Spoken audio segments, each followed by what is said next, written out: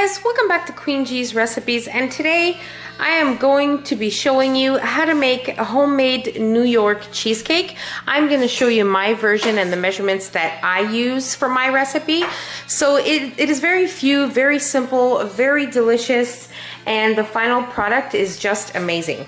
So what we're going to be needing here for our base is some honey-made graham cracker crumbs. Doesn't matter what brand, as long as you have some graham cracker crumbs, or you can also use some biscuits, like for example like digestive biscuits, anything plain and basic like that.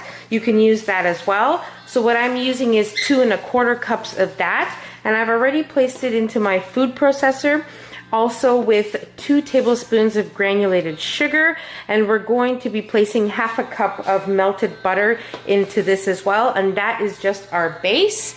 And now for the actual cheesecake, we're going to be needing 3 packages of 340 gram sizes, or you can also use 4 of the brick cream cheese, which is about 8 ounces, 250 grams each.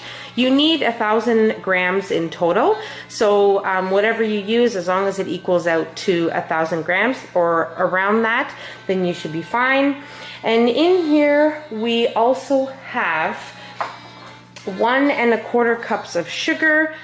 Here, 2 tablespoons of flour. We're going to be using the zest of 1 lemon. And we're going to be using some vanilla extract. Make sure you use the pure vanilla extract. And here I have a 9-inch springform pan, which we'll be using to bake our cheesecake. And in our 9-inch pan, I have placed some butter just around the edges, not on the base, just around the edges, and very liberally, just a little bit. So let's move on to the next step. Okay, so we're going to be using our food processor for the base and for our cheesecake. So as I mentioned, we already have our crumbs and our sugar in here, and now we're going to add our melted butter. And we're going to cover it.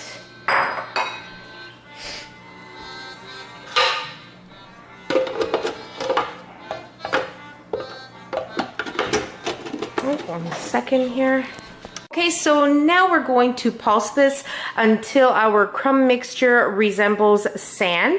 So I'm going to pulse this until I get the texture I want, and I will show you what it looks like when I get there. Okay guys, as you can see, this does look like sand, and you can kind of pinch it together and it comes together. So this is exactly where you want it, and now we're just going to place it into our springform pan.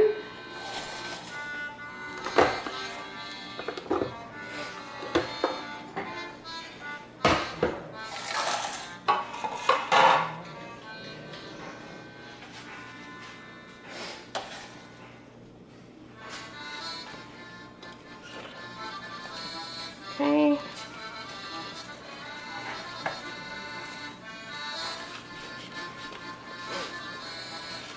Now I'm going to make sure that I get all my crumbs out so that I don't have to wash my processor, because it's all going into the same cheesecake anyway. And at this point, you also want to make sure you have your oven preheated to 300 degrees Fahrenheit.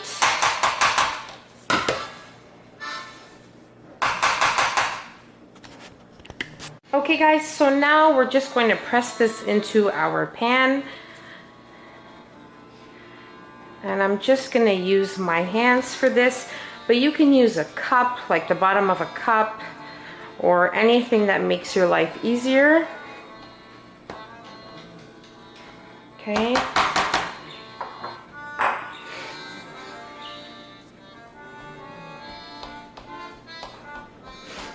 I like to also bring it up along the sides.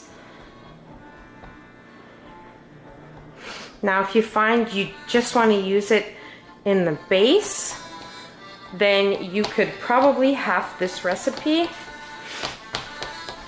for the base, just half the base recipe. If you want to just put it along the bottom, but as I said, I like to bring it along the top. along the sides here. Okay, so there you are.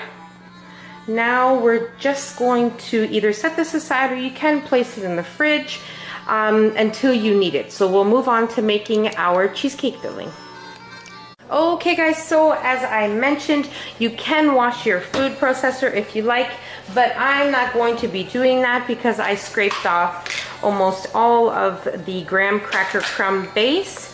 So I also wanted to mention, when I mentioned the ingredients, the eggs were there, but I did not mention them. You do need 4 eggs, but as always, you will find the ingredients in the description box. So there's no need to worry about that. So here, we're just gonna add in our cream cheese.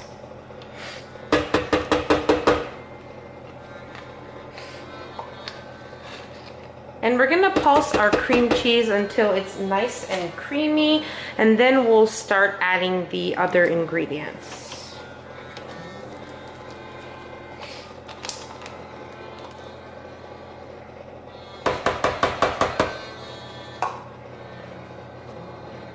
Now you need to make sure that your cream cheese is softened at room temperature, at least 3 or 4 hours before you need it.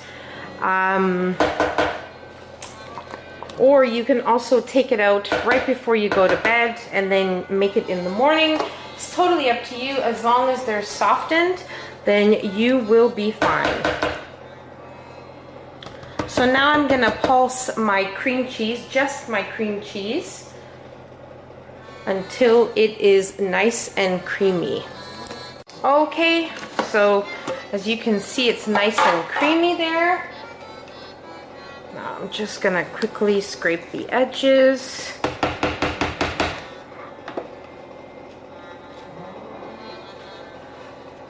And give that another quick little pulse. You just don't want any chunks of cream cheese in your filling. Okay, it's done. Now we're going to add in our sugar.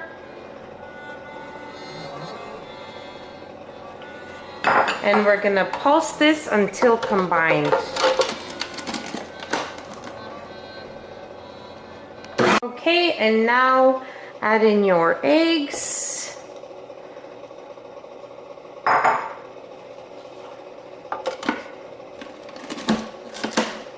And give it another mix until everything's incorporated. Okay, and now we're going to just sprinkle over our flour. Add in our vanilla. So for the vanilla, we're going to add in about 1.5 teaspoons. 1, 2, whatever you like. But I usually use about 1.5 teaspoons. Now I'm gonna grate my lemon, which I have previously already washed.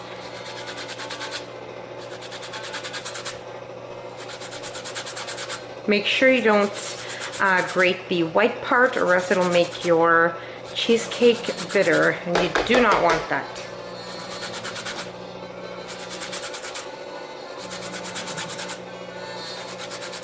We're also going to be making a topping for this, a sour cream topping, but it will be optional, and I will talk about the ingredients and the options for the top of your cheesecake as soon as we are done with our filling. Okay, so now that we have the rest of our remaining ingredients in here, we're just gonna pulse it until combined. Okay guys, so before we place our filling, we do have a couple of options. If you are not planning on putting a topping on your cheesecake, then it is a good idea to place aluminum foil all the way around your cheesecake, under and around. Make sure every part of the pan is covered, and then you will be placing it into a pan, probably a thicker pan than this you will need, and you will be placing about 1/4 of the pan with boiling water. if you are not going to put a topping on it and you're just going to eat it as it is. So that's what I suggest you do a bain-marie if you are not going to put a topping, because or else there is a possibility that the cheesecake will crack. So right now I'm not really worried about that, because I will be putting a topping on my cheesecake, which I will be showing you guys.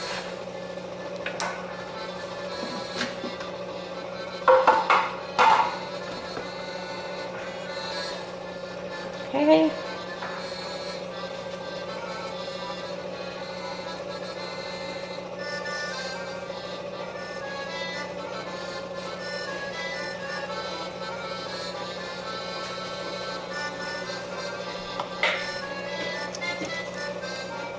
Okay guys, so if you do notice a couple of brown spots in my cheesecake, it's just from the crumb mixture, because as I said, I didn't wash my food processor.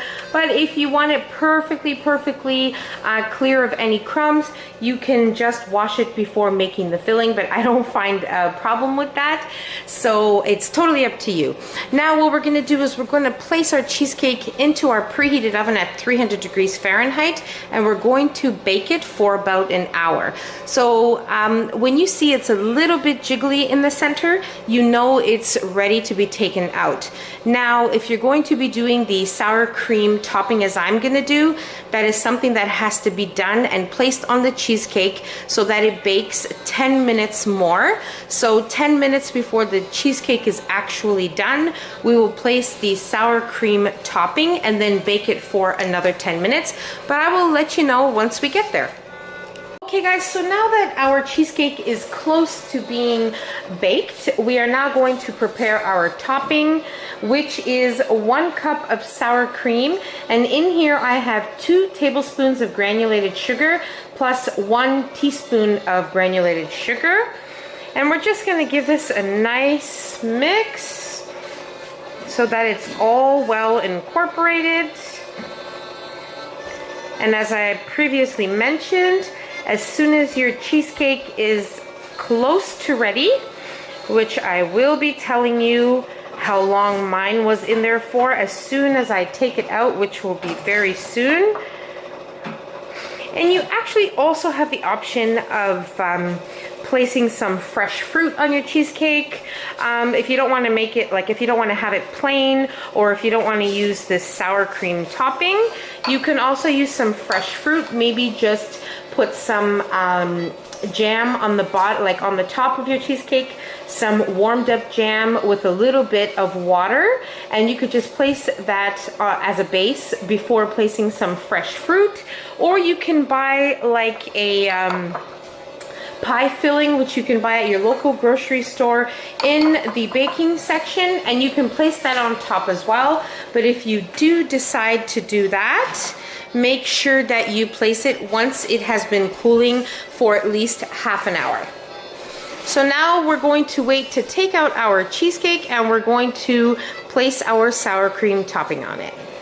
Okay guys, so my cheesecake was in the oven for exactly 1 hour and 20 minutes at 300 degrees Fahrenheit. And now, as you can see, it's still a little jiggly in the middle. It's still really hot, but it's still a little jiggly. And now is the time that we will place our sour cream topping on it. And then we're going to place it back into the oven at 300 degrees Fahrenheit for another 10 minutes.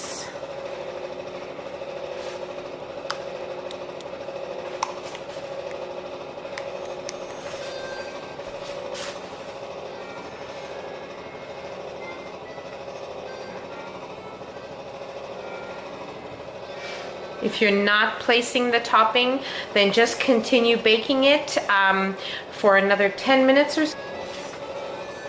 So evenly spread this on your cheesecake.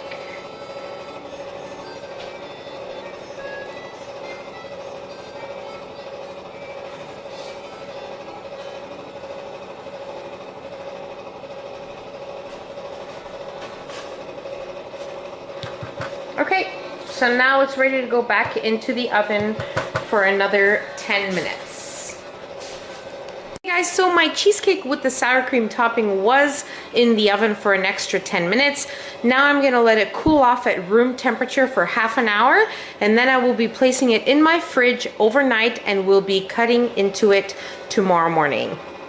Okay guys, so my cheesecake was in the fridge overnight, and now it is time to release it from the pan and cut into it. So what I'm going to do is I have my large offset spatula, and I'm just going to go around the edges, make sure nothing is stuck before we release the pan.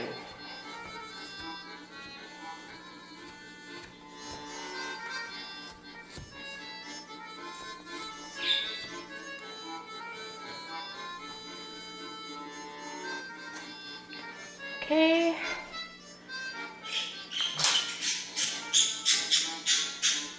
And there you have it, guys. Our New York cheesecake. It looks amazing.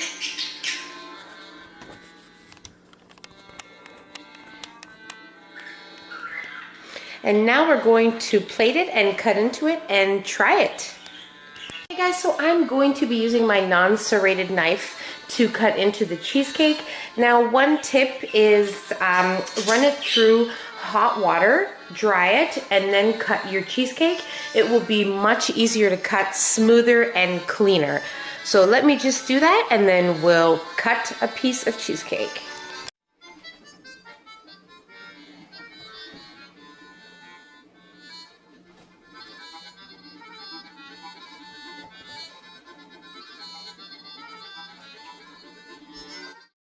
Alright guys, so I just cut a small piece for me to try because it is really early in the morning, but I'm definitely going to dig in.